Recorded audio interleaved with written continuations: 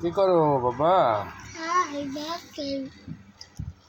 আর ভাত খাচ্ছে। দেখি দেখি আর কোথায়? তুমি হাত দিয়ে খাইতে পারো? আস্তে আস্তে খাও।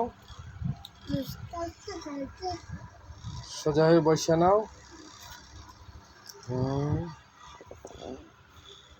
একবার খাও, একটু চুপ থাকো, তারপর আবার খাও। সোজা হয়ে বসো, সোজা হয়ে বসো। দেখি দেখি খাচ্ছ? হ্যাঁ।